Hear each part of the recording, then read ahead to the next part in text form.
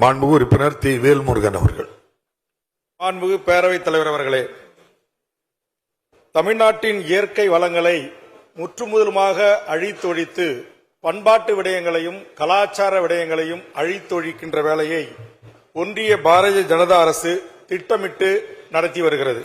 தந்தோன்றித்தனமாக ஒன்றிய அரசு இந்த திட்டத்தை அங்கு அறிவித்திருக்கிறது. இந்த திட்டம் உலகத்தின் பல நாடுகளில் எதிர்க்கப்பட்டிருக்கிறது.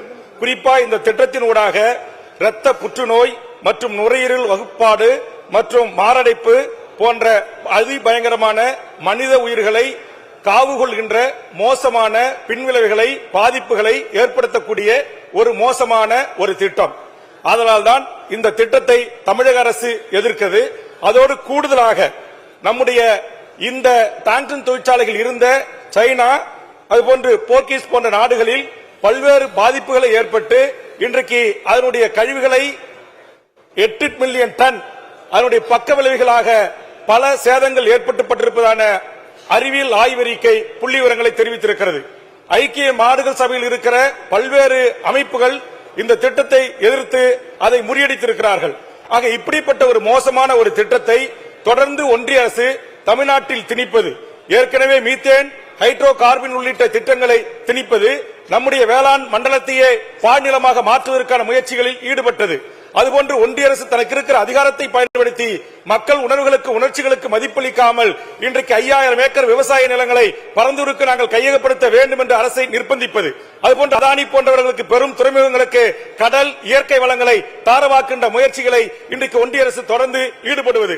ஆதலால் மாண்புமிகு தமிழக முதலமைச்சரையும் மாண்புமிகு அவை முன்னவர் அவர்களையும் இந்த சிறப்பான அரசினர் தீர்மானத்தை தமிழக வாழ்வுரிமை கட்சியின் சார்பாக வரவேற்கிற அதே நேரத்தில் இந்த ஏன் நாம் இதை பாதுகாக்க வேண்டும் என்பதை இந்த அவையில் பதிவு செய்வதற்கு பேரவைத் தலைவர்கள் சில மணித்துளிகள் எனக்கு அனுமதிக்க வேண்டும். குறிப்பிட்ட இந்த பகுதியில் 2300 ஆண்டுகள் தொன்மையான மாங்குளம் தமிழ் கல்வெட்டு மீனாட்சிபுரம் ஓவாமலையில் அமைந்துள்ளது. இங்கே 4 கொய்தளத்தில் மொத்தம் 6 தமிழ் கல்வெட்டுகள் காணப்படுகின்றன. குறிப்பாக தமிழ் செம்மொழி என்கிற அங்கீகாரத்தை பெறுவதற்கு இந்த மாங்குளம் கல்வெட்டு தான் இன்றைக்கு வரலாற்று ஆவணமாக இருந்திருக்கிறது என்பதை ஒன்றிய அரசு ஏற்கனவே ஏற்றுக்கொண்டிருக்கிறது.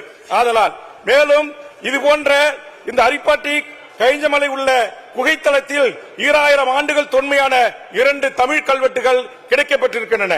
மீனாட்சிபுரம் ஓவாமலையில் உள்ள 4 குகைத்தளத்தில் 50க்கும் மேற்பட்ட கற்படுவைகள் மற்றும் அரிப்பட்டியிலே சமணர் படுக்கைகள் கிடைக்கப்பட்டிருக்கின்றன. அதுபோன்று சுமார் 1200 ஆண்டுகள் பழமையான குடைவரை கோயில்கள் அமைந்துள்ளது. நம்முடைய அரசின் தீர்மானத்திலே அதை நீங்க மேலோட்டமாக சுட்டிக்காட்டியிருக்கிறீர்கள். கிபி 13ஆம் நூற்றாண்டைச் சேர்ந்த விக்ரம பாண்டிய மன்னர் காலத்து சிவன் கோயில் அரிவாப்பட்டியிலே அமைந்துள்ளது. கல்வெட்டுகளும் காண கிடக்கின்றன. அதுபோன்று அரிட்டாப்பட்டியில் காமன்குளம் கண்மாயில் 3500 ஆண்டுகளுக்கு முந்தைய கற்திட்டைகள் உள்ளிட்ட பெருங்கற்கள் சின்னங்கள் காணப்படுகின்றன.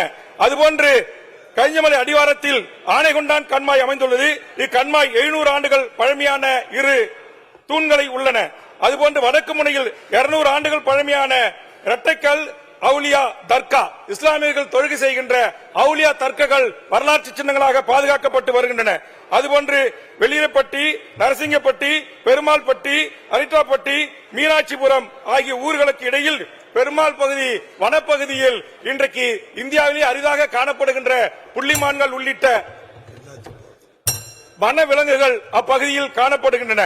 ஆக சூழலியல் காரணத்திலும் வரலாற்று பெருமை கொண்ட இனம் தமிழ் இனம் தமிழர் என்கிற வரலாற்று பெருமை கொண்ட ஆய்வுகளை உள்ளடக்கிய செம்மொழி என்கிற அந்தஸ்தை பெறுவதற்கு காரணமாக இருந்த கல்வெட்டுகளும் அகழ்வாராய்ச்சிகளும் கிடைக்கப்பட்ட அந்த மதுரை மாவட்டத்தை முற்றுமுதலுமாக நிர்மூலமாக்கின்ற மிக மோசமான திட்டமான இந்த திட்டத்தை ஒன்றிய அரசு எந்த சூழலிலும் எக்காரணத்தை கொண்டும் தமிழ்நாட்டில் நடைமுறைப்படுத்தக்கூடாது. மாண்புமிகு தமிழ்நாட்டு முதலமைச்சர் நம்முடைய அரசு இருக்கின்ற வரையில் எந்த அளவிற்கும் அதற்கு இசைவளிக்க கூடாது என்பதை இந்த மன்றத்திலே நான் பதிவு செய்து, ஒருவேளை ஆதிக்க அரசு பயங்கரவாதத்தோடு அரசு ஒன்றிய அரசை கொண்டு வந்து நடைமுறைப்படுத்தினால் திராவிட முன்னேற்ற கழகம் தனக்கே உரிய போர்க்குணத்தோடு ஒன்றிய அரசின் சதிகால திட்டங்களை முறியடிப்பதற்கு மக்களோடு மக்களாக போராட்ட களத்திற்கு வர வேண்டும். சுங்கச்சாவடிகளை எதிர்ப்பதற்கு திராவிட முன்னேற்ற கழகம் போராட்டங்களை நடத்தியது. ஆட்சிக்கு வந்த பிறகும் சமூக நீதி விடயத்தில் ஒன்றிய அரசை எதிர்த்து போராடுகின்றீர்கள். அதுபோன்று மக்கள் விரோத நாசகர மோசகர இந்த திட்டங்களை ஒன்றிய அரசு எந்த சூழலிலும் கனவிலும் நினைத்து பார்க்க கூடாது. இனி தமிழ்நாட்டுக்கு தமிழக மக்களுக்கு எதிரான திட்டங்களை நடைமுறைப்படுத்த கூடாது என்கிற அளவிலே தமிழ் சமூகம் ஒன்றாக திரண்டு இந்த வரலாற்று சிறப்புமிக்க இங்கு சங்கம் வைத்து தமிழ் வளர்த்த மதுரை மாவட்டத்தை பாலைவனமாக்கிற எந்த ஒன்றிய அரசு திட்டங்களையும் அனுமதிக்க கூடாது என்று இந்த நேரத்தில் தெரிவித்து இந்த அரசினர் தீர்மானத்தை தமிழக வாழ்வுரிமை கட்சியின் சார்பாக, உலக தமிழர்களின் சார்பாக, தாய் தமிழ்நாட்டு மக்களின் சார்பாக, தென் மாவட்டத்து மக்களின் சார்பாக வரவேற்று அமைக்கிறேன். நன்றி, வணக்கம்.